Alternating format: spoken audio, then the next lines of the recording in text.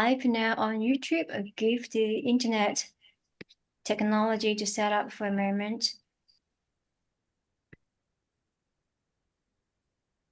It's already up, but we give it a few moments. Right. Got it. All right. Hang on. A sec. Welcome, dear friends. My name is Ekomananda, and today we're going to talk about consciousness, direct experiences versus mind speculation. Sunyata, could you please share with us why would you like to talk about these two?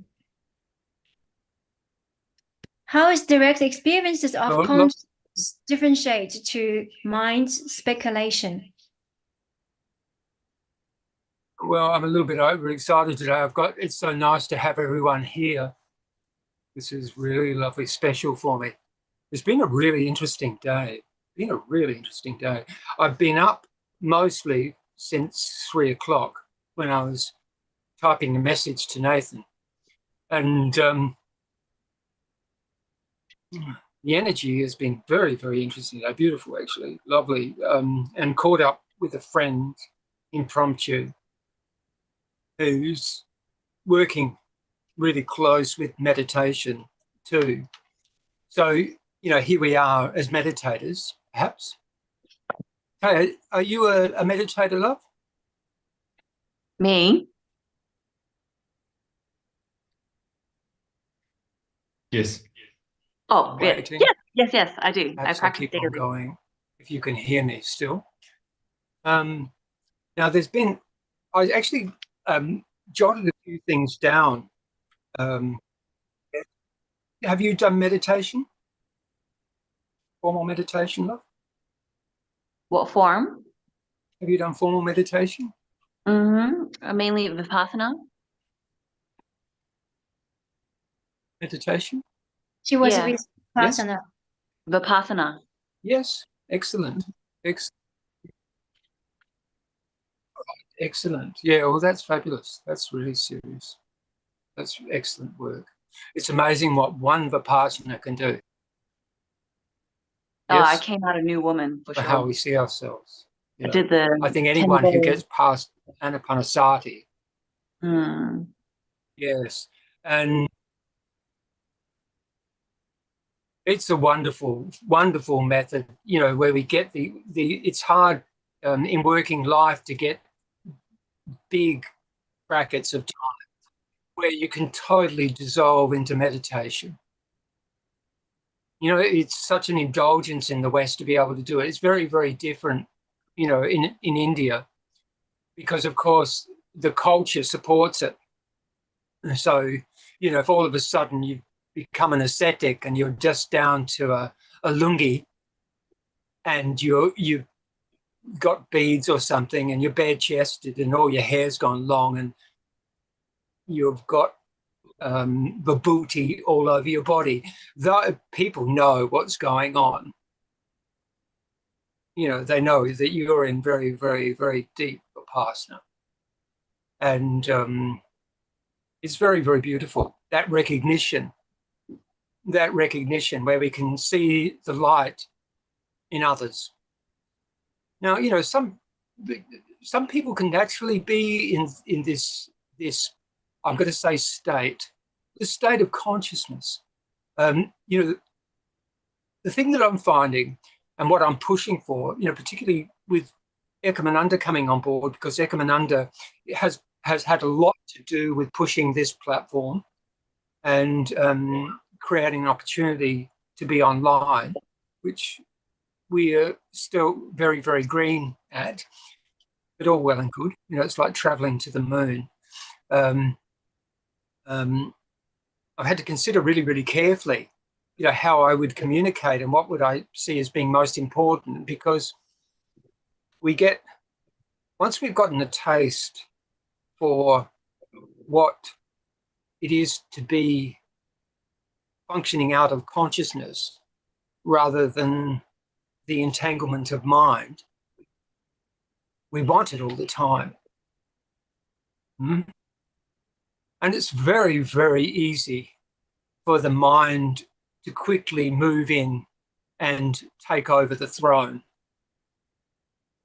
And we feel this in meditation when we first set out. There'll be things pulling on us, sort of saying, well, you best not sit now. You've got these things to do. You best not do this. You've got these things to do. Yes. Well, what we have to do is amplify the importance of what it is that we're actually getting to. So there's many ideas about this. A lot of people use meditation for different things. I'm very, very purist about it. Uh-oh.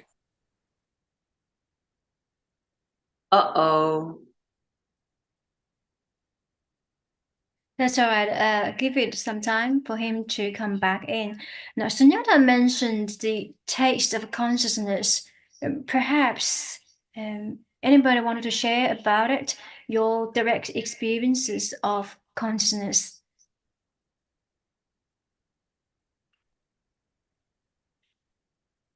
Taya, maybe we're happy to hear about your experience, what you do, because we haven't got a formal introduction. Oh, okay. A moment to get to know each other. Sure.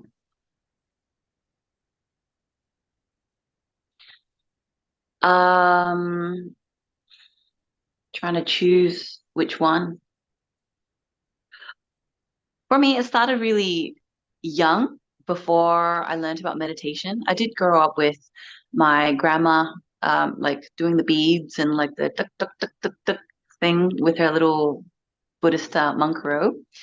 I grew up with that, but I wasn't taught explicitly by her about meditation or what it was about. We also had a language barrier anyhow. But I do remember for my first moment of consciousness. How old was I? Like 7. And it's so funny. No, maybe a bit older, like 9. I remember I was in the schoolyard. I was by myself, and it was a cool day, and I decided to like stand up on like some poles and bars, Here we are again. and I just had this moment of I'm breathing. It's like all of a sudden you've left Sunyata in the moon shuttle. He's heading toward the moon, and we're disconnected. Oh no, it's all right. I'll get to the sun, and just follow me. Just follow. Can you hear me, Sunyata? Just follow. Yes, lovey. Just follow me. Give me a second, I might Sunyata. disconnect. We are having Taya to introduce So her experience. Could you just remain silent for a moment? yeah. Taya is sharing her direct experiences with consciousness. Could we please respect her energy and let her share the story? She mentioned about when she was 9. And let's give Tanya the time to share her experience, please. Yeah, well, I'll start again because Sunyata's just joined us again. So I feel like my first experience in consciousness after being exposed to my grandma chanting every morning, like with her beads and with her little knock knock thing. I don't even know what it's called. Anyway, I was at school. It was a crisp day, and I got up really high, like I climbed something, and then I felt like a breeze on me, and then I just had this moment of I'm breathing. I felt like the air like move through my nasal passages and through my body, and I felt very conscious at that moment. Like nothing else was in my mind. I was just like, I'm here. I'm breathing, and I can feel this very cold air in my nose. And I just remember just being in that moment. And that was my first little taste from memory of there's I think my first taste of being the observer. Mm-hmm. I don't know, was that what you were looking for? I don't know. Yes. We're not looking for anything. We just love sharing our experience together. So anything, good. It's all fun. Mm-hmm. We Mm. we were just inviting each other to share our direct experiences of consciousness where you dropped off, Sunyata. Right. Okay. Yeah, I was out there. Mm-hmm. Do you want me to speak? Please. My Maybe no.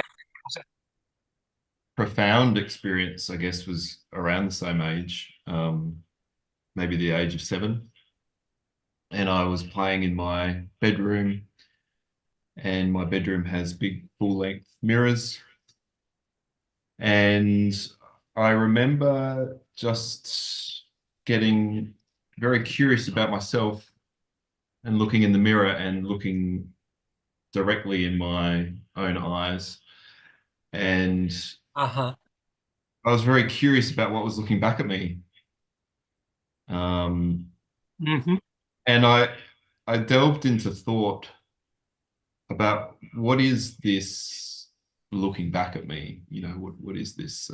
I thought I was human, but now I'm looking sort of deeply into my eyes. It's a reflection through the mirror of my awareness, and the thoughts kind of spiraled in on themselves until I didn't know what I was anymore. I wasn't sure what was looking back at me. It was it was an experience unlike anything I had had up until that point. And I got very scared because everything was unsure now, and I was on the edge of losing. It felt like I was losing everything. And I got so scared that I sort of had to look away, and I had to slap myself and then go down and run down to my mum and just pretend that everything was normal. And to this day, I kind of wonder what would have How happened. old were you? Maybe 7. So I was still 7. yeah, I was still fresh. Under mother's wing. Yeah, yeah. Yeah, And beautiful. Lovely. Yeah, it's interesting. And Leah, can Leah say hello and tell me about her experience? Hi, can you hear me? Oh, hi. Yes, lovely. Yeah, you're nice and clear.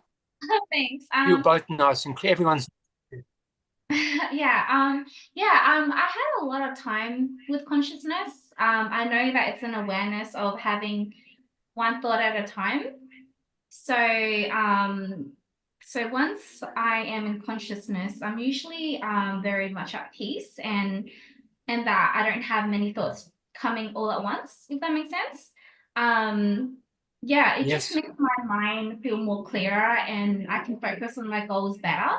So I've had many like everyday like times where I meditate, and then consciousness is something that is really I don't know, big in my life growing up. So I can't really say an event, but I know that it's just like mostly focusing on one thing at a time, what's on your mind, and like having to ruminate on that one thought or that one event in my mind, So that's my experience with consciousness. Uh-huh. Well, Basically, yes. yeah. Go on, love. Go on. Oh yeah, thanks. Am I on mute? Oh no. No, you're all there, love. Oh, okay. Yeah. So that's my experience of consciousness, like awareness of. Excellent. Well, it's a good that's a good grounding. It's a good grounding, because the self is conditioned to, if we examine the early part of our self-creation in the very, very first conscious moments of thought, usually it's very, very young for us, 2.5, 3. Some people might get a little bit earlier. Some children start talking at 1. And for what their retaining memories are, there are some flickering memories there. But we're encouraged to embrace our form, which is our body, of course, and the mind, the thing which organizes our body, to function in a particular way. And of course, we're under the wing of our mother and perhaps our little siblings who become part of our mothering, and perhaps our father, if it's a traditional, I was brought up in a very traditional circumstance. So my father was a lot out to work and he would turn up after work. He was very, very busy in my life. But he was, it was a very, very formal position. But so we become so grounded in mind, and mind being that organizes body, and body is something of who I am. I am the body. I am the body. And mind is my facility. And consciousness is something which is out there, and I don't know, it can absorb a certain level of even the unconscious, certainly the subconscious. It's like it's regarded as a facility of mind. My experience is that consciousness is completely distinct to mind. Now, formally, mind is an adjunct. Mind is an annex of consciousness. Mind is an annex of consciousness. But in pure consciousness, we don't feel any functionality. And so we tend to disregard it. But as Leah was pointing out, when she touches on consciousness, she finds peace. She finds that she's in a state of peace, that that thoughts slow down, that she can consider thoughts as they come. And so this is very, very useful, right? So as you establish yourself more in consciousness, the thing is, because we don't see it as a utility, or maybe I should put it another way, because we're organized in such a way to just think of life as being a world of things with names, which we organize to get the life, which is our pleasure, and people who share our pleasure and share our ideas and maybe conject with us on ideas and help stimulate us into bigger things. But we tend to disregard consciousness. And consciousness is the beginning for me spiritually. Consciousness is a realm unto itself. Pure consciousness is something really, really distinct. And I say that pure consciousness is a doorway. Pure consciousness is a doorway beyond body and mind, beyond body and mind. Now, we have to be a little bit careful here, because the mind tends to utilize consciousness to facilitate itself. And, this is all perfectly good for, what we do in our day-to-day life. Very good, actually. If we find that the way that we utilize mind is, I am consciousness, and thought arises, I have a task, something that I'm needing to do, and I look at that task with discernment, what they call viveka in India. Viveka is discernment. It's not discrimination. It's like choosing two apples. It looks very, very carefully at things. It looks very carefully. It looks at the qualities of things and it organizes, because in this world, all we're doing is organizing things. That's all we're doing. I mean, we organize things for gratification and pleasure. There's an adjunct. There's an adjunct to the self where we can extend ourselves in pleasure, right, or pain if we choose it. But in consciousness, it's not concerned with any of that. Nothing at all. Is it a thing of itself? No, this is probably worth a conversation, because my experience has been that there are advanced, you have to be a little bit careful here with jhana, and there's a lot going on the internet at the moment on jhana, which is basically means knowledge. It's where we use discernment, for what we know and what we see, to have those things be ordered in our life so that we can go to a higher thing. So in our day-to-day worldly life, obviously, this might be organizing our material things, organizing our resources, organizing our body, organizing our relationship, organizing whatever. You know, in consciousness, in meditation, it's something completely different, completely different. Where should I take this? Careful. Perhaps I'll open it up. Maybe what we could do, just for a moment, maybe let's spend, say, 4 or 5 minutes in meditation together. Can we do that? Just 4 or 5 minutes. Can we do that, Ekomananda? Yes. Or should I manage this? Or maybe I'll manage it with my little bell. I think I've got one. Is Hanuman too harsh? Fine. He's nice. Hanuman can be fine. Let's go into consciousness a little. Let's have a meditation. So we'll come at it through breath. Through breath. Breathing softly into the nose. Deep breath. Breathing out. Breathing in.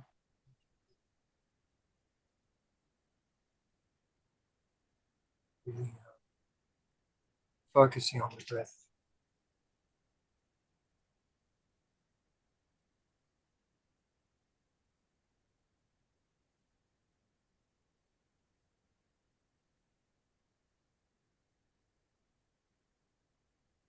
Feeling all the body. Focusing on the breath.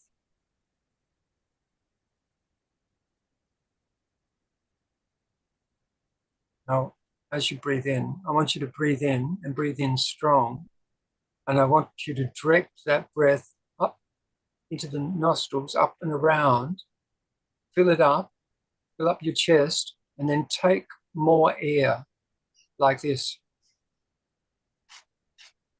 And sniff maybe 3 gulps of air in.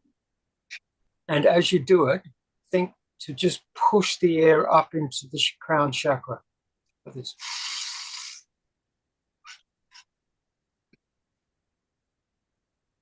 Hold the breath. Let it go. Do it again.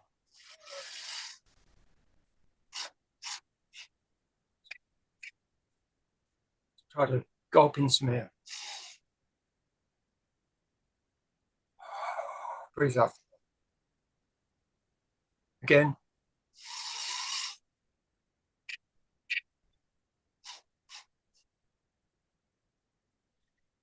And just focus on the crown chakra. Come, relax the breath. Just breathe naturally.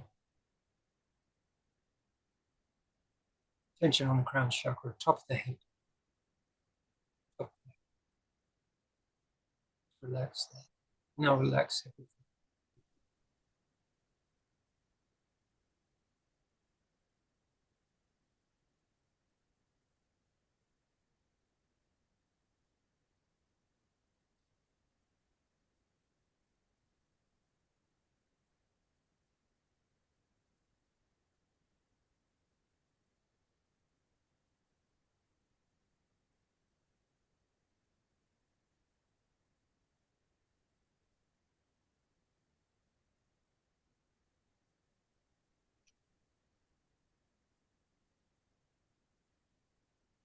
Thought flow. Thought float by.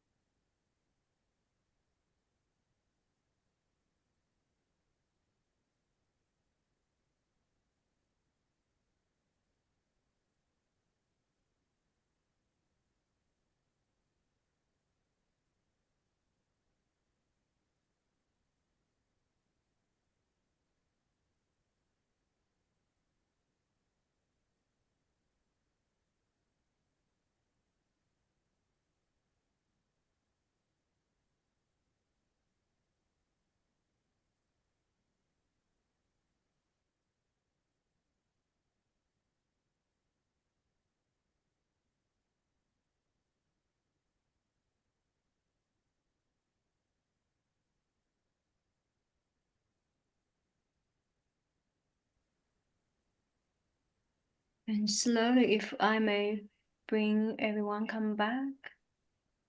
And what I experienced just now, if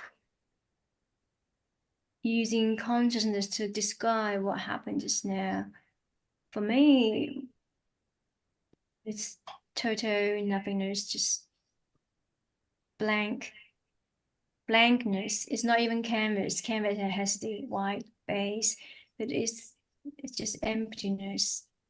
And sometimes the thoughts comes to the background, and we immediately bring back the awareness to this blankness and nothingness. In that, the thought does not stay any longer, and we just gaze or allow the awareness to stay here, stay in the blankness.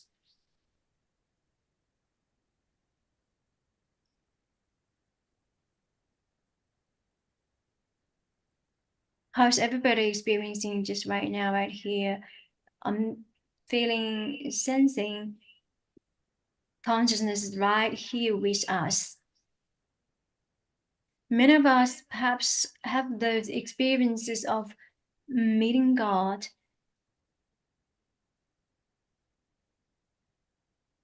Would you consider this is an experience of meeting God? Or, I mean, we're doing this on YouTube. We sort of wanted to be quite careful with the word of God without misleading people. And that's another topic, I guess. But I wanted to just make sure the audience Easy. mindful. That's easy to overcome. You know, very often this experience just occurs like a fulgent light. There's all a number of inner experiences.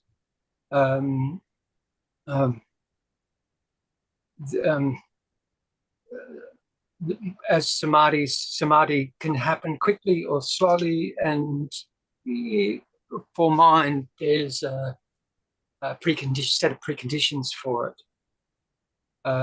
For consciousness, there are none. Because if you look very, very deeply into consciousness, it is equally light. If you look very, very deeply into consciousness, it's actually not just situated as a mind thing. It's like the periphery of all awareness. It's space as well. If you allow it to be, I can just say the cosmos, and consciousness just happily embraces it. We think this is mind. We think. Consciousness just feels. Consciousness feels it. Would you say consciousness is awareness? Yes, just awareness. And I am just behind the awareness. So in consciousness, what we do at this point is we intrigue ourselves a little bit more. This is something that I learned from Ramana, and it's very, very, very good. You stay in that which is consciousness. I am that which is behind all of consciousness, all of mind, all of perception, everything that is actually occurring. Eyes opened or not, I'll keep my eyes closed just to speak from here. I as this, as all of this, look back at I, look back at I that is this, that sees this, look. There is awareness of this. And just stay in this for a moment. Eye on eye, looking back on the one that sees.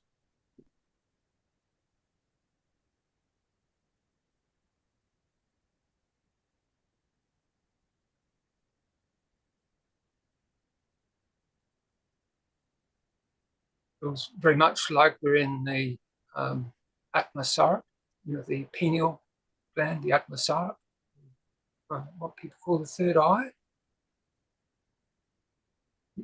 There's a feeling of concentration here that naturally happens. There is concentration. It's very, very concentrated meditation. Eye on eye. Eye looking to eye.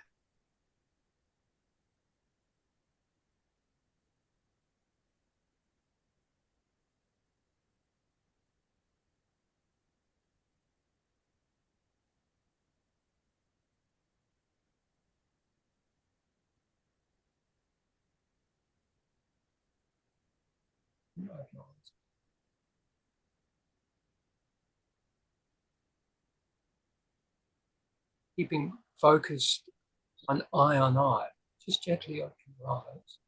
Just gently open your eyes. Look out. Look out. One another.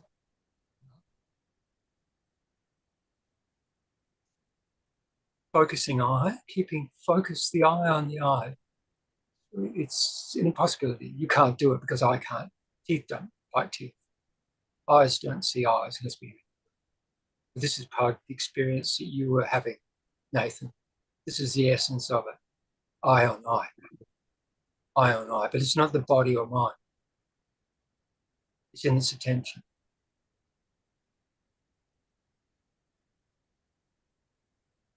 Now it's worth spending a good amount of time in this, devoting some time here, eye on eye. You might find that you need to work with breath to keep focused. So, Leah, you could, you can take a few breaths. Go,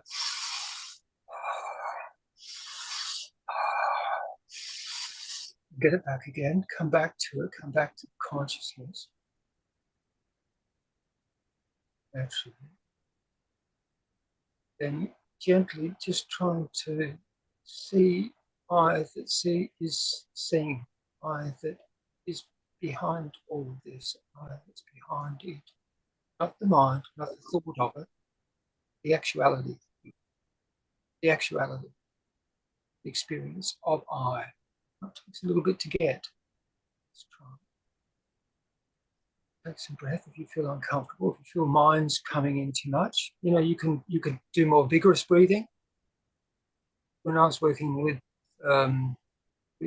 coming into this, when I was in Tiruvannamalai, I would use very strong breath sometimes because I found it was good to work through samskaras, those things that where mind persistently comes back on you. So you can do this if you're meditating in a room. You can get up for a little while if you're determined to get the depth of this. Maybe you've devoted a half hour, say, of meditating, and you're becoming distracted. You can stand up and do some strong breathing, like breath work.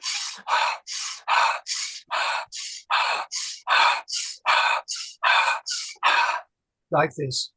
Now, it's very aggressive, but what it does is oxygenate the brain. And in doing this, mind tends to stop. Can we try that? Just, we're in a very, very soft state and it feels a little bit aggressive. But try this, breathing strongly, like this, and breathing out like that, strong, violent.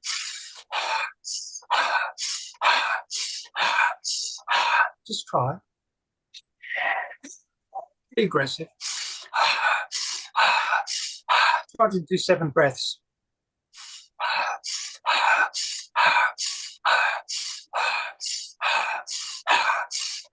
Like this. This is a Sufi exercise, by the way. Try it. Try it. Don't be scared of it. Try it. Right, don't be embarrassed. Like this. And you'll find that the elevation of the oxygenation will clear the mind very, very quickly. And it's very easy to go into this no mind state, consciousness, eye on eye.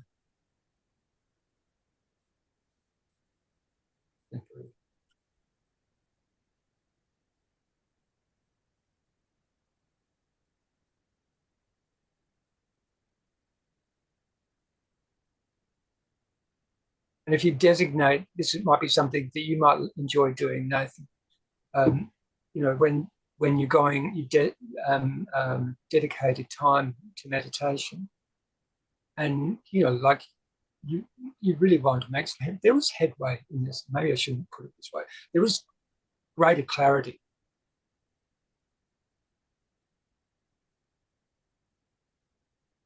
Like here now.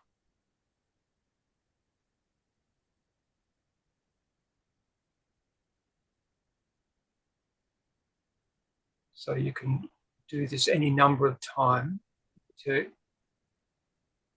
pull away that feeling of mind coming into consciousness and imposing itself.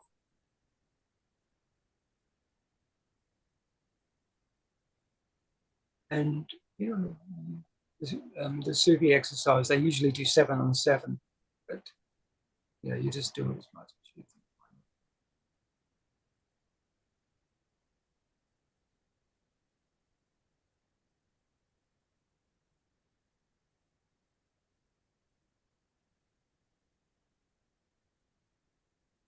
And maybe just open our eyes again, come back through, and try to stay with this. Now what we do is we're going to try to have a conversation, speaking from consciousness.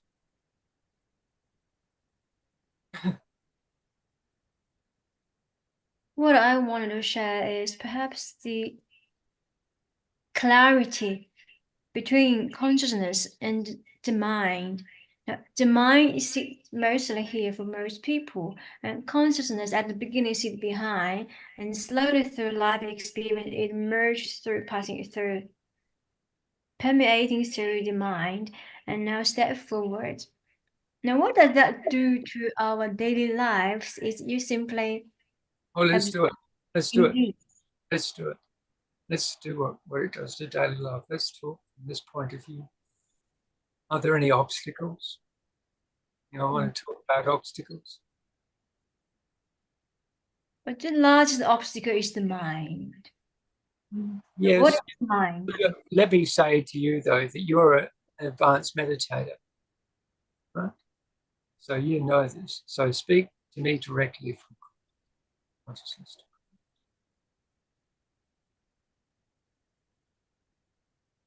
Ekomananda. Obstacles. My obstacles. Not necessarily, if you don't want to. You don't have to do obstacles. I wouldn't say obstacles. Maybe it is obstacles that I try to use doing to navigate around my. Look at me. I want you to talk to me directly. Talk to me directly. I feel that I'm still doing lots, even organizing this circle, particularly. Yes, yeah, let it go for a little while. Go. Let's just be in here. Let's just be here. Go, let's just be here. Come on. Let's be here. And thank you for organising all this. I so much appreciate your input for what you're doing.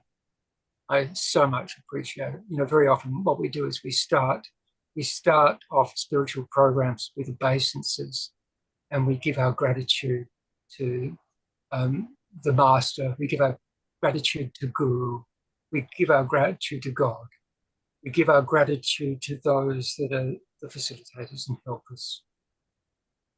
Give our obeisances to those. And I'm very, very grateful to you. And I'm very grateful to Irene for introducing me to you, and for meeting Nathan, and now meeting Leah and Tia.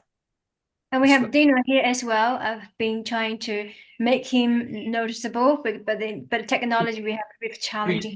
Who have I got here? Dino, he's sitting in the back of the room because Come and say hello to me, Dean. He's Say got hello.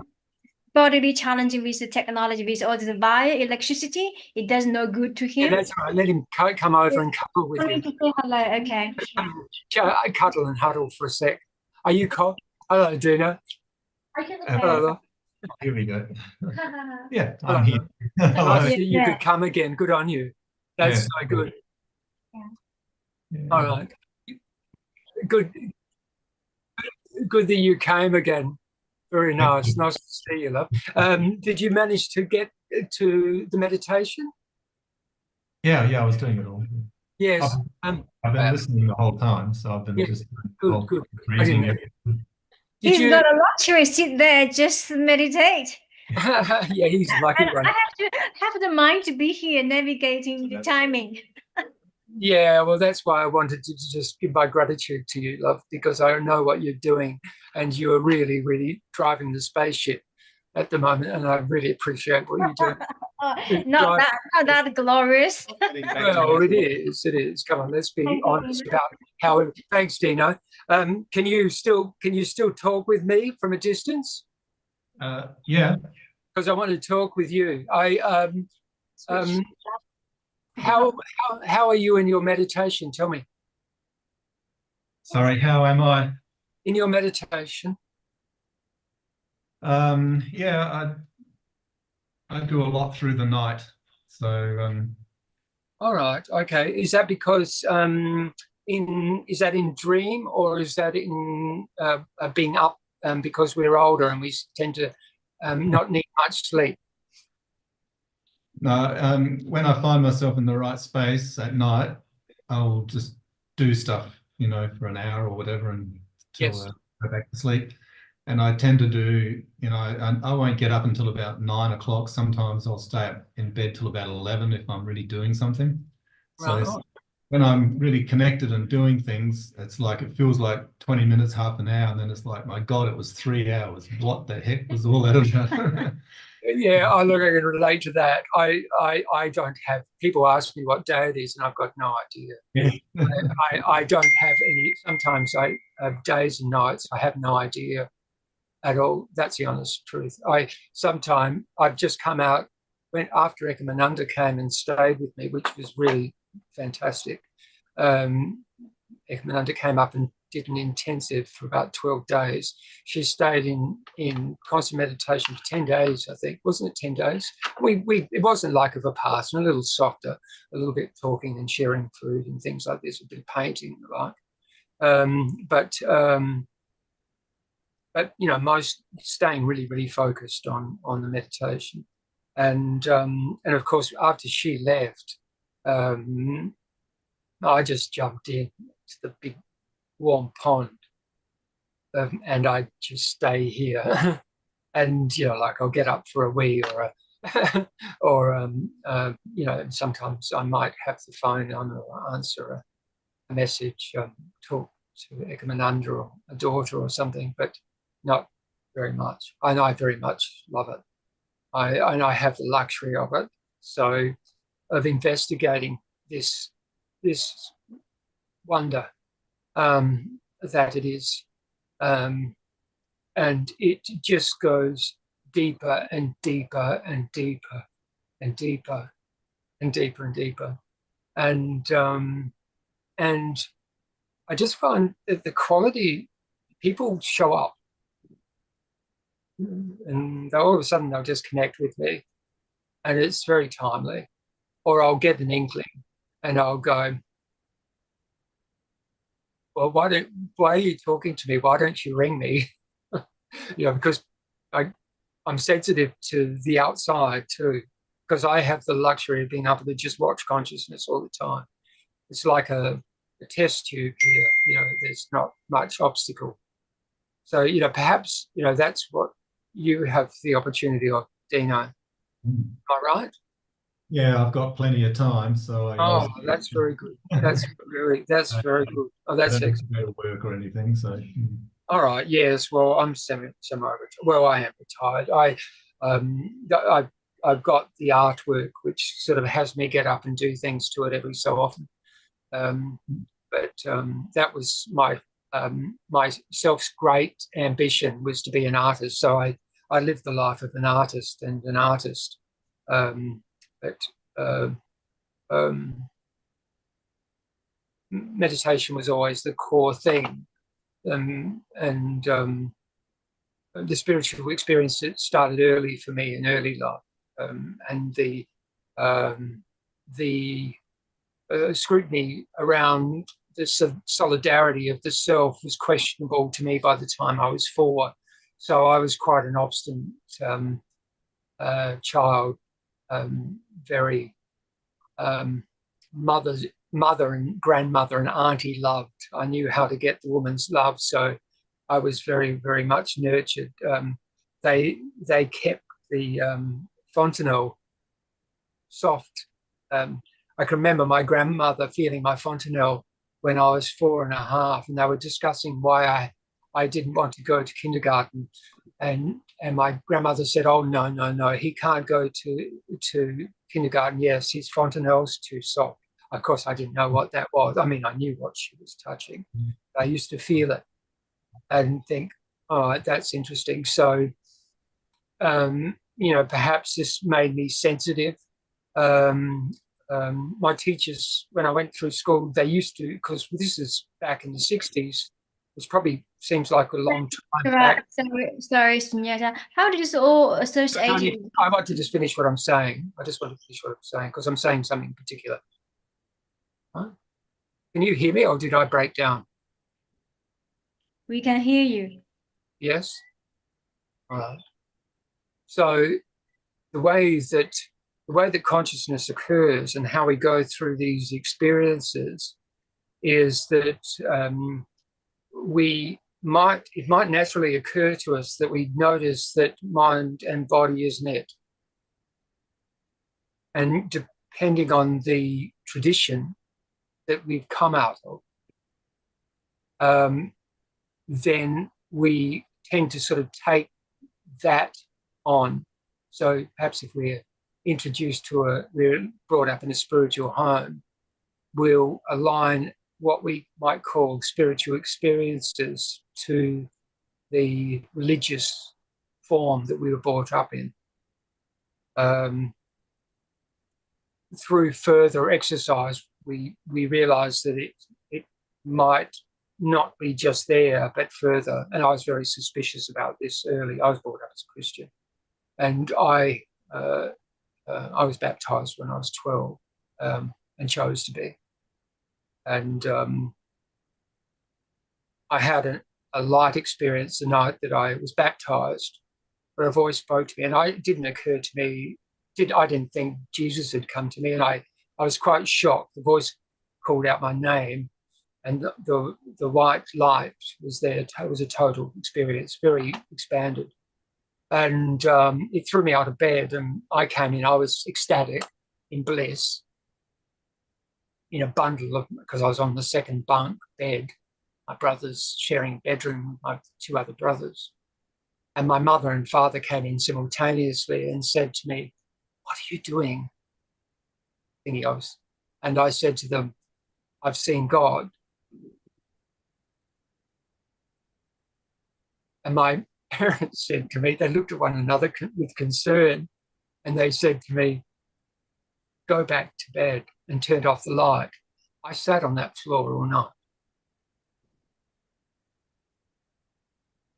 So understanding this is another thing, because then the formality of life is that, of course, we're obligated, unless we have the good fortune, to come back to this very, very formalized self that we've been made to be. And, for if we're well-disposed people and happy in ourselves, the self isn't an obstacle. The self isn't an obstacle. Because the self tends to grow its, Nisargadatta says this a lot, the self is grown out of the self's love to be, and this is true. So out of this formation in beingness, the self is made up out of love. And so if we come into conflict, often it's in that space. And of course, that's formed in ignorance too, because we're mostly formed in our early childhood and in our teenage life.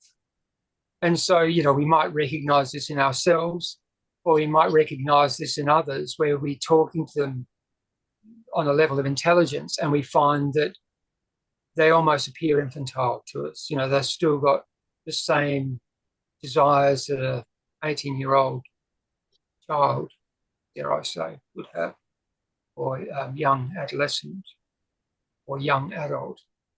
And so we walk into life and we're formed, and then we have to fit on our life equation, which is usually, well, for me, this was set very, very early. I knew what I was going to do in life, and I have done that. But for others, it stays a little bit more diaphanous. I wanted to say all these things because there's a contrast, because for where these experiences stand in us, we have to resolve them and understand exactly what it is, and how to balance that against the functionality of life, of doing day-to-day things. Like, it's all right for me to sit here and say, well, if you stay in pure consciousness, this is sahaja. Sahaja is samadhi. It's a very, very light samadhi, and it's very delicate. You only, sometimes you need to be strong and you have to come out with a little bit of authority, but generally, all it takes is a little discernment. And that's pretty much all the mind is needed for. You can use the mind, for whatever our workplace things are. There's other lineages which we've grown to be. But beyond that, all our time is our own. All our time is our own. So if we can put this to good use,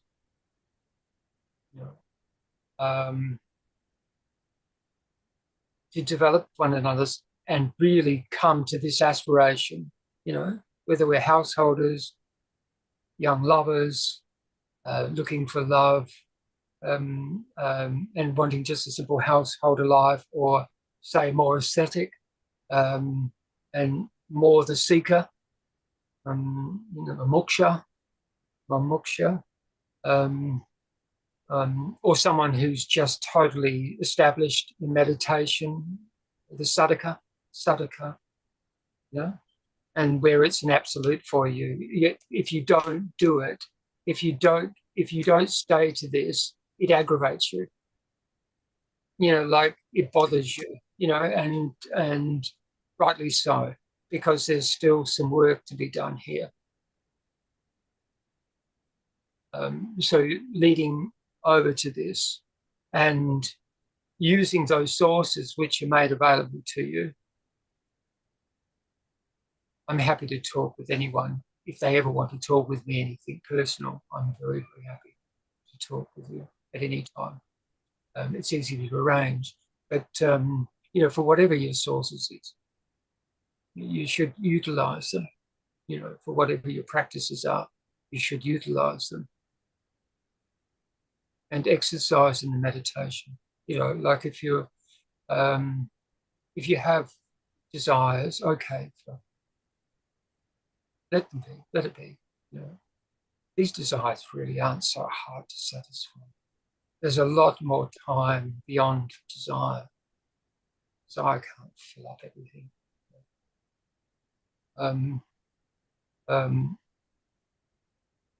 Organize your time wisely. Like if you find yourself in a relationship, live the spiritual life together. Be a commitment for that. If you're committed to sadhaka, then that's got to be a conversation. If you're a householder and you're committed to sadhaka, you have to have a really serious conversation with your partner about what that all means. But that is fine. These things can be manageable in household life if if you consciously work with this, consciously. You see what I'm saying? You have to be conscious about this. You have to learn to communicate very, very clearly with one another, not from emotion and not from mind. You've got to be able to look carefully at mind and understand what it is. You have to look carefully at desire and understand what it is. You know, to simplify life. You know, that might be a little bit easier for Dino and myself in semi-retirement. Ekomananda is very good. She's got a very, very committed practice. And hence why she jumps forward all the time. So now I'm going to let you speak, Lovey. What did you want to say? Thank you. I wanted to clarify the word that we use throughout tonight's session, God. Now, in my humble understanding, is to help us, every individual, to recognize the true self within. That's God. We can say, oh, to recognize God within, but some people get very itchy when we use the word God. Now, God is the love and the light within. And what we're doing is to imparting the knowledge within Sunyata, his direct access to consciousness. And I'm helping to downloading those information and trying to put into physical form for however that may be relevant to our friends, family members, and whoever coming to my... You're a lovely one. See what you're doing? Look, I'll tell you something about God. Look, everything in consciousness is God. Everything in consciousness is Guru. Everything in consciousness is the Master. Everything in consciousness is absolute clarity. Everything in consciousness is pure and absolute. There's nothing that isn't that. The form of the world, this isn't who we are. I am not a body. I am not a mind. And consciousness is my bridge. Consciousness is a bridge. But first you have to establish yourself in consciousness. You have to establish yourself in consciousness. It's very, very important. You have to establish yourself in consciousness, in pure consciousness, no matter where you are. And because it's going to help your life, everything will be purified for it.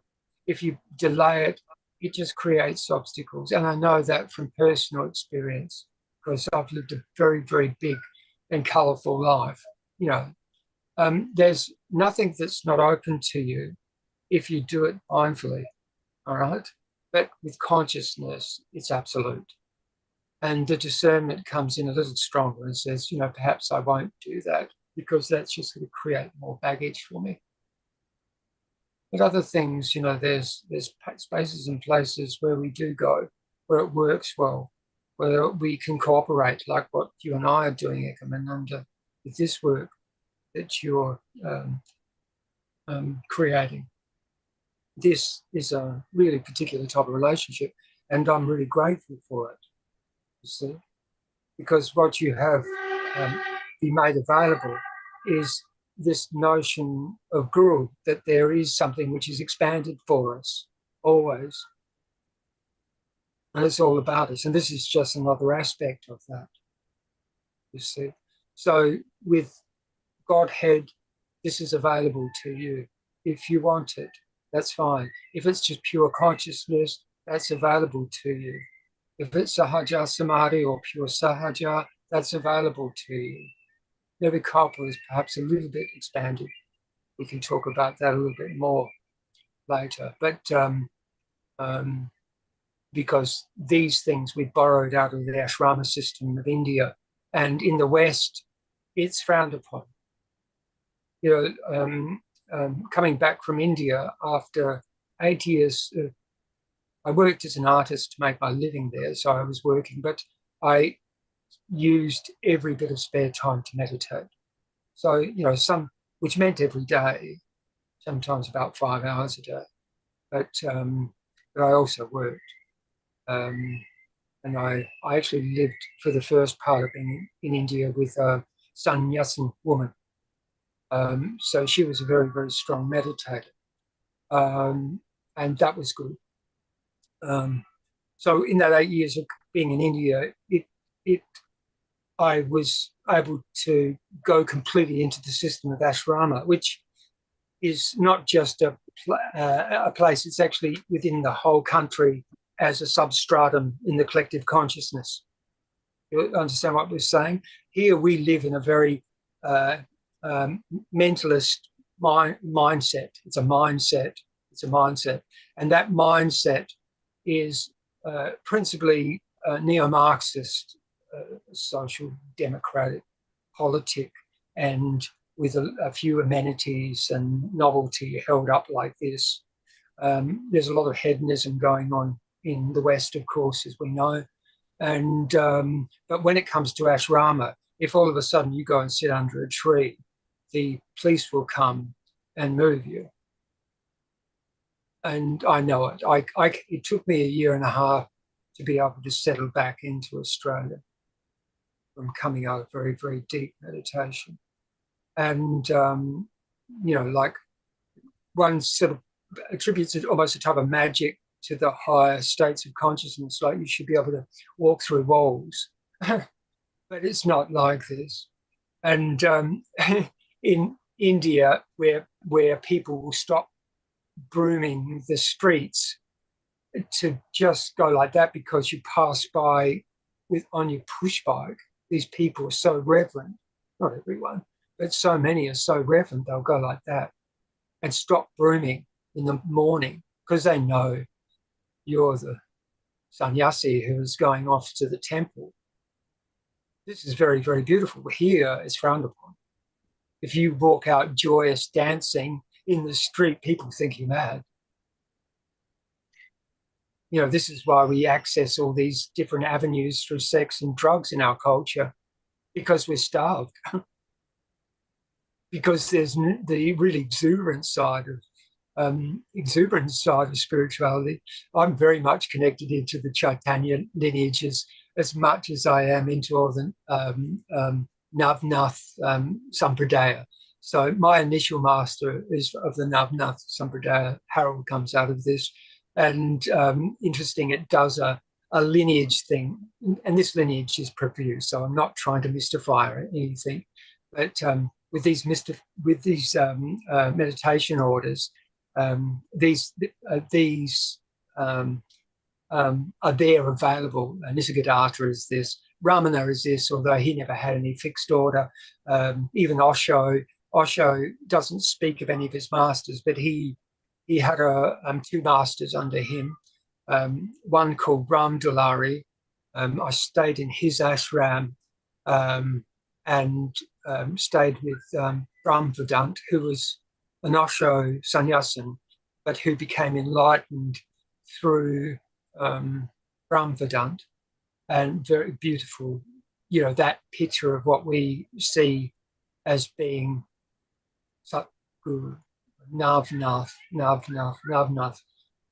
means the Satguru master. Here, this is really hard to initiate because there is a system to it too, because we're in a different time. In a way, we are in Kali Yuga. It's true. And this might, for jhana, this is all mentalist. We don't have to consider any of this. We can just let this all go. But still, all these things are also here. All these things are also here. And it's good to know that this is here so that we can utilize it. I'm just here to help you. That's what I'm here to do. And on coming to you, Ekomananda, I didn't anticipate what this would do. I wasn't planning anything. I just thought there were some issues with healers in Adelaide, because that's what I'd heard, and I need to come down and meet people. I didn't know even who I was going to meet, but I knew that I had to go into the spiritual circles in Adelaide in some way and make some connection. I actually had many detractors when I was in Adelaide last time when we met, which is very interesting, but I cleaned all that up. Or I cleaned that up because it all came out with the woodwork. So this is opening up this space for a higher energy to come through so that we can be it and we support one another. This is our Sangha, because we're more eclectic in the way that we be. So we're not Buddhists, we're not Christians, we're not Hindus, but we can delight in all these things. But what we need to do is have very, very much a clear focus. I am just a pure, clear focus. I have no desire for anything in this world. I have no desire for anything in this world. There's a few things that I need to tidy up, like there's a few things that need to be done. I've got my Sunyata, a partner in India, used to call my artwork my chain and ball. And if she sees this video, she'll laugh. But it's been a very, very good thing for, it's been my life course to denote, encode what it is to be yourself. And that's what I've actually done. I've done it my whole life, make art. So I've made thousands of pieces of art. So this is the background, the self that perpetuates. I'm not much interested in this, but, I come out of deep bouts of meditation and I'll look across at a painting. Ekomananda was talking to me last week and she did bring up this point about lineages. And you had me contemplate it very, very deeply. And it had me remember a lot of things. And I was thinking, my teachers when I was younger, they used to say to my parents, who were really concerned about my learning grades because they were all down like that, I couldn't read until I could read things that I wanted to read. Think about this. But I didn't read anything until I was 18, and I just chose what I wanted to read. I refused to do anything in school. My more loving teachers said that I suffered from stigmata. And in the 60s, what I thought, I never really thought about this until this week, actually. And so I'm going to share it with you. Stigmata was that when I was a little boy, knowing I was interested in geology and things, but I was much more interested in implied things. Ideas would get me, but one idea would get me and throw me into a dream. And then I'd disappear and I'd look out the window and I would just dream into that. And that's what I did pretty much for my whole spirit school period. I was punished and I was put in corners and I was made to sit into the walls. And all they did was create an artist.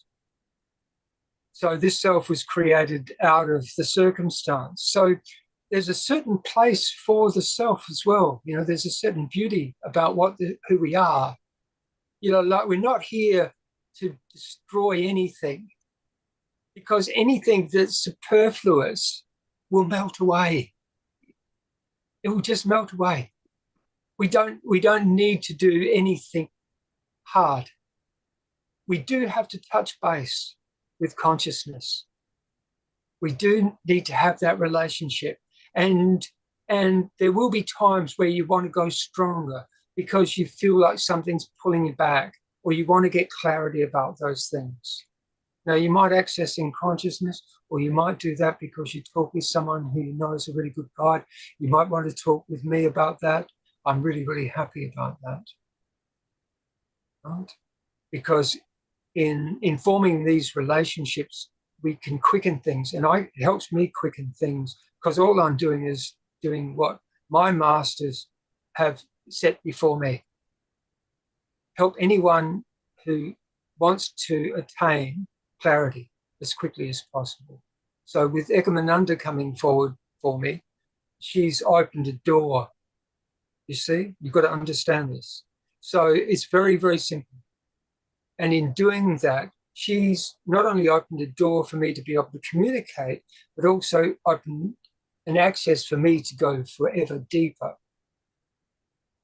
It's creating a position where I can totally finish it. And in Indian culture, this is really important. It's called Maha Samadhi. Maha Samadhi. All right? Now, is there aspirations? You can't desire anything. Everything's already here. But you have to relax into it. You have to relax into it and see it from that point of pure consciousness. You see what I'm saying? You understand what I'm saying? You've got to get to that clarity of pure consciousness and stay there. What it occurred to me, just listening to what you said, it seems that consciousness does itself. Yes, yes. The And mind actively engages. The yes, mind interferes. The yes, mind it's an adjutant. wants to do something. Yes, it's an adjutant. That's fine, because that might be fine. If you like riding that horse, do that. There's some things where your disciplines have you know how to work with certain things. I'm an artist, could work with materials and learn my craft well. So I can do these things. I'm a very, very fine musician. So, I can do these things. Do these things, do these things. These are your gifts. You don't have to be destructive with the self. The self is beautiful. It's all growing out of the self's love to be. But it's the hankering after that, something's missing, like this thing. There is an urge that comes out of the self for more, and there is an urge that comes out of the mind for more. We can utilize that. You can direct that. That's what Leah was talking about. She was aware that if she goes into consciousness, she can liberate herself from mind enough to look at mind and say, I'm in that thought. Okay, I'll give that thought a bit of time. That's beautiful. That's a really nice way of working with things. That's working consciously. You see? Now, but if you have a higher aspiration, you've touched certain things, there's certain states like you in Vipassana, and you feel that perhaps those things slip away. There's no reason why that quality of saraha, or tulya they call it, state doesn't stay with you. It's only in, and this can come from the inside of us or from the outside. We can have something where someone asserts us and we get very, very upset with them. But we might need to be strong and assert ourselves anyway, as long as we do it from consciousness. This is why if you read Bhagavad Gita in the right mind, you can understand that all Krishna was pure consciousness. And it's the same with many, many masters. We have many, many examples of it. Many, many examples. And these sources are so bountiful that Guru is in so many places for us. It's all over the place. It will appear in books. It will appear on a signpost. It will appear from someone who you didn't even think, and they just say exactly something that has you realize a deeper element and has you catch up something about how you place yourself in mind and get a little bit stuck in the wheel rather than just riding it like it's your chariot. You see? And this is it. It's all fine to be in this action of the world. It's beautiful. It's a beautiful thing. So would you say that the mind does play a role, while it certainly plays a role? To what point the mind stops before we reach pure consciousness, or we experience consciousness and eventually we settle down in pure consciousness and then we live in pure consciousness? That is, we become a moving meditator. We need to. The mind stop. We need to reorientate ourselves to consciousness. I am consciousness before body and mind. You are consciousness before body and mind. I can prove it to you. All I need to do is just look into your eyes. I can prove it to you. It's the foundation of who you are. You were born out of consciousness. This self was born. And beyond that, we come to a place where they're called nirguna. The elevation in meditation takes us into, Ekomananda is talking, and I have been talking the difference, is it space that comes first, or is it light? In consciousness, light, consciousness, space, expanded space, cosmic consciousness, this thing here, holding it and walking in the world, the sahajas there with this extra additional size. It can be infinitesimal as Atma in the self, just pure Atma. It can take any form, so the spatial aspect is there. Or we can expand, like we come to the zone of nothingness. And this can be a little bit terrifying for people, where it just goes to darkness. But everything is born out of nothingness.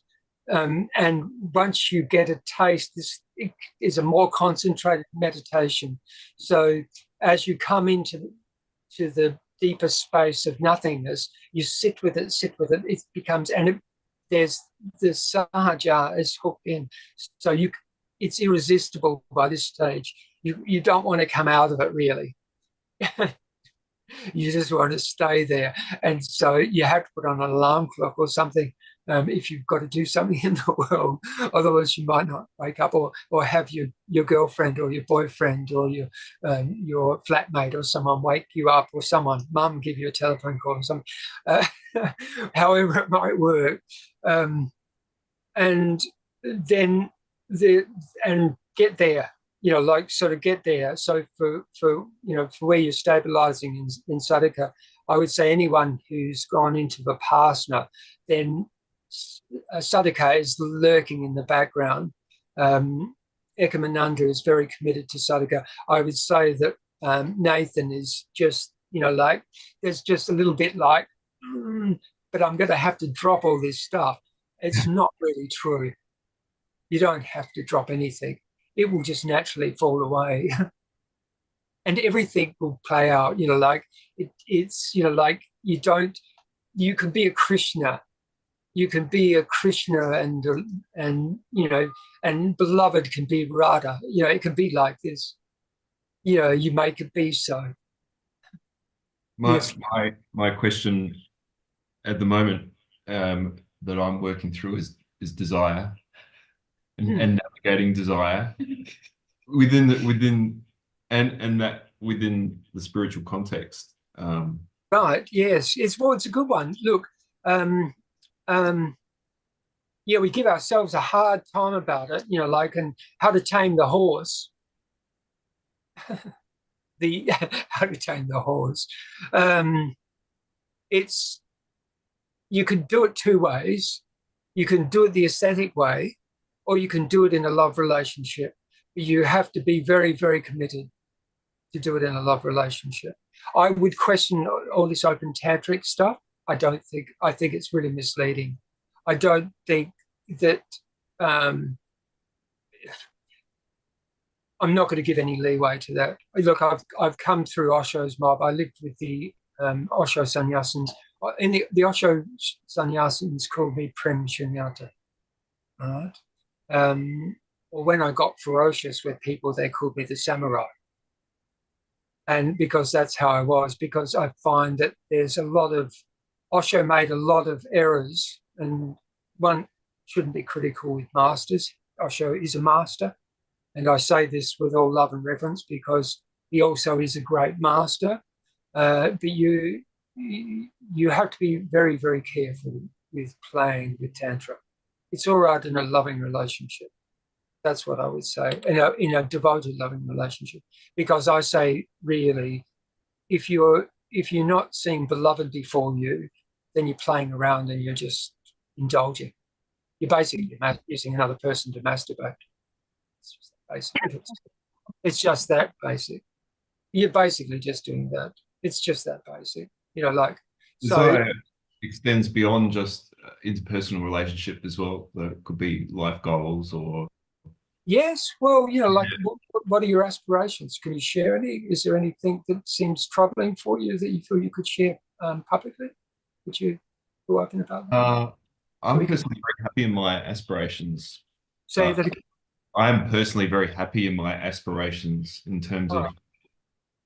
All right. So what has you letting life flow, but it's considering new life goals and whether, whether they work, and other people's life goals. And well, yeah, that's a conversation. yeah, That's a conversation. If it concerns other people, it's a conversation. And if it's you, it's well, be courageous. Go for it. Go for it. Go for it. Don't look. Dreams are all right, but if it's just wholly and solely a material preoccupation, well, look, getting a home for householders and things like this and children and things like this is all perfectly good if this is the way that opens up. What I would say is have a Krishna conscious child. And when I say that, I mean have an elevated child. In other words, what you do is you go into deep meditation before all these things, then consider them. You consider them, and if they hold in consciousness, they're all fine. If you can talk about it with a smile. Look, I'm happy to get up and come to my painting and resolve. I found a really interesting resolution this week through a conversation with Ekomananda, which was perfect, and I just could see it across the room, and so it had me work on it. So it doesn't get in the way. It's not like having to go back into old stuff or anything. It just has me working, and it brought forward such an elegance in the conversation of that very, very subtle space between mind and consciousness. I feel more open to express these things, and that was just out of that. So you go forward, you speak it out through consciousness, through people who are close to you in consciousness. If beloved is conscious, then speak to beloved. Well, everyone is beloved.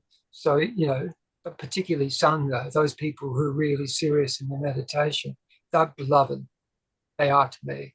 I don't have any ambiguousness about this. So speaking beloved, all I want to do is to give you the most absolute truth. That's all I want to do.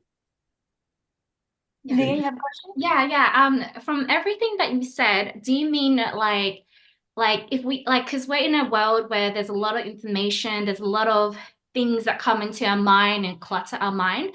Do you mean like we have a higher order thought in consciousness? Like if there's so many thoughts, but in consciousness, whatever stands out to us the most, I just ran out of battery. Whatever stands out the most is what consciousness is to choose, for example, Nathan's desire, for example. Would that be something you would consider like a high order thought? You when you're in the upper mind, the etheric mind, the higher mind, it has your desire to do things for people, or you'll be very, very considerate for those who are around you.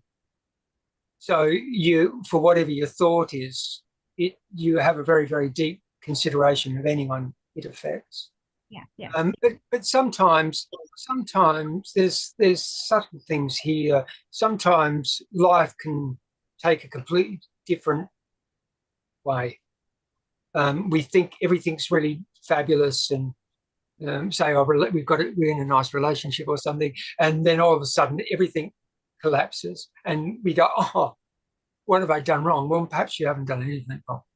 Maybe it was just a way to bring you to something much higher, and I would say that's what it's doing. And if you're unsure, then seek out company that's higher. Seek company where you know that it's not just chit chat, or it's lovely. Chit chat can be fun, I guess, but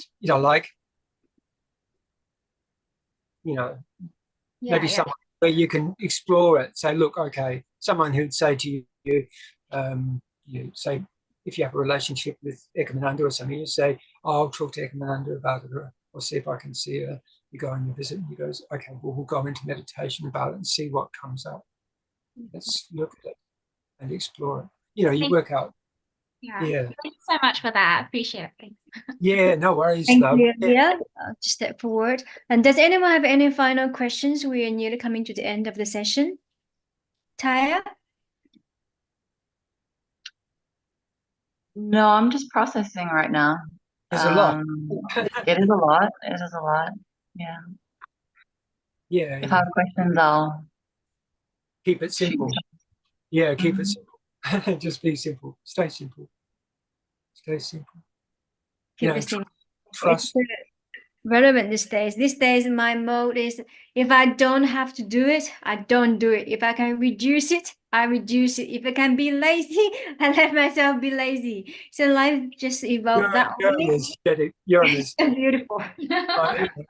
yeah, I'm that way too. Well, actually, I am so materially huge. I can't believe it, but I don't really need it. So, yeah, just be gentle, and just enjoy your meditation.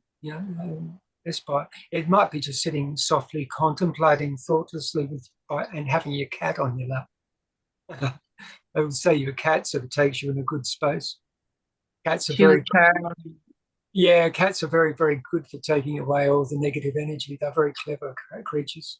I want to say something. I had a dog when I was staying on top of Arunachala, sacred Shivite mountain, and there was a dog who showed me the way to the mountain. He was actually sentient. He's a master. Animals are interesting. And what he would do is he would turn up. I stayed up on top of the mountain for about 12 days, but there was one stint where I stayed up for about 7.5 days. I had an injury actually, but it was very, very interesting experience. And the dog would come up and warn me that people were coming. He would come and sit at my feet. And so I would make tea and then people would arrive. Then I'd hear voices, and he would disappear. Then I'd hear voices. He would hide, and then he'd wait until they were just about to leave, and he would turn up again and walk them down the mountain.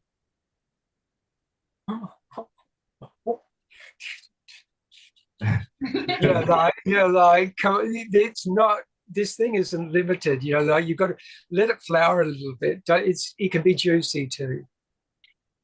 Thank you so much, Sunyata. I wonder if you could please lead us for final 10-15 minutes meditation to conclude today's beautiful sharing. Thank you for driving everything for me, Ekomananda.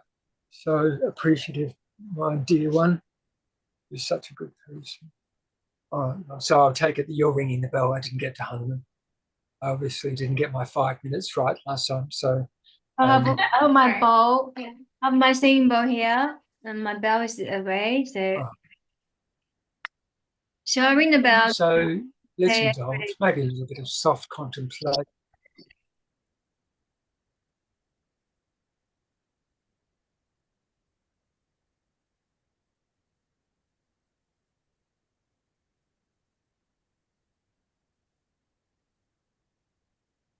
Gently, gently, gently.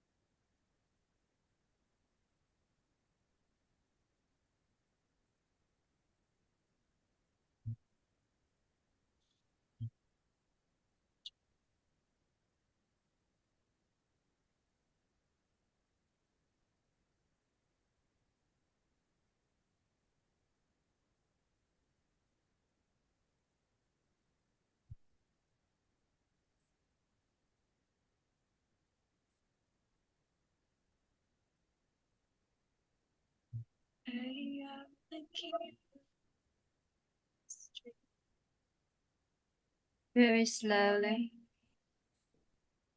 allow yourself to come back to your physical presence with deep gratitude, love. Allow light in. Sit in the heart center. Invite the self to step closer, to light and love through every single act, every single breath, every single smile, every single word, every single movement, every single thing that we do or we don't do. Let light in. Settle in consciousness.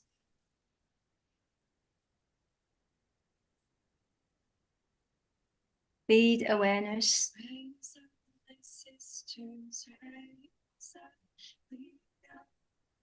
Because you are that awareness.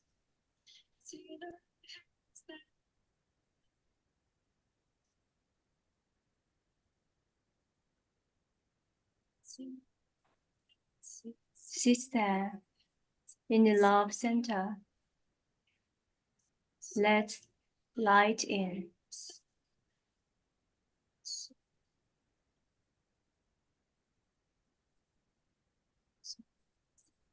Be that awareness.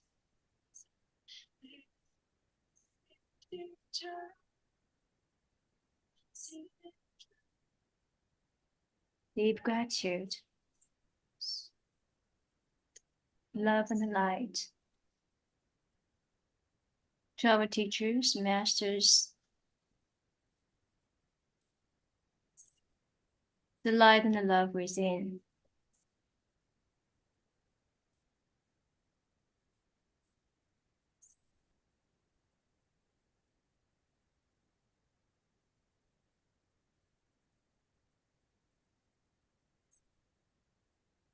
Thank you so much, Sunyata, for your time. Precious sharing teaching. Lovely being with everyone. Connecting with you is absolutely divine. We straight away go to consciousness. Yeah, let's be regular. I'd love to do this every day, actually. There's so much to get into. Well, I'm into now doing, unfortunately. Yeah. Let's see. Consciousness will manifest itself. What does itself? Thanks, Ekomananda. Thanks, everyone, for being here. Thank you, thank you, thank you. Thank you, Taya, for joining us. Yeah, Thank you for having me. Lovely, lovely. It's absolutely beautiful. We're all contributing, adding the energy together. It's absolutely awesome. Important. Yeah. It'd be wonderful to get enough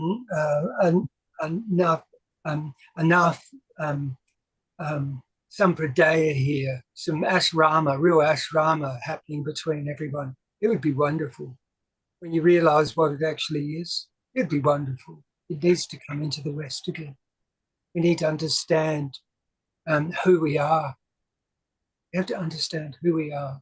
We're too small with ourselves. We're much bigger than what we think. You know, beyond thinking, beyond thinking. I am consciousness. I'm beyond consciousness. Dive in, enjoy, go deep, go deep. Share what you find, share what you find. Be alert in the day, watch for things. Things change. Things appear, things change. Lovely to have you here too, Dina. Thanks a lot for coming again. Thanks a lot. I'd love to join again. Thank you. Yeah, good. Thank you. At the moment, every fortnight. So the next one is the next Tuesday morning, so that people from different time zone all over the world can join us. So I have friends from UK, from the state join us. And this is Saturday, and people who work from 9 to 5, they can join this one. Could I say something here? See, what ends up happening is when we come together as a group, you work as a satsang, so everyone will go away with a certain methodology. And in this 2 weeks, experiences come. And we find that we have a lot of conjoined experiences. So this becomes amplified. Ekomananda has been doing with this, and it has been really very amusing and very profound. And it's quickening, it's delightful. So it doesn't have to be dry and just pure nothingness. That's just a treat, dare I say. Beautiful. Thank you, all of us, everybody. Oneness and just even the bodies are coming together.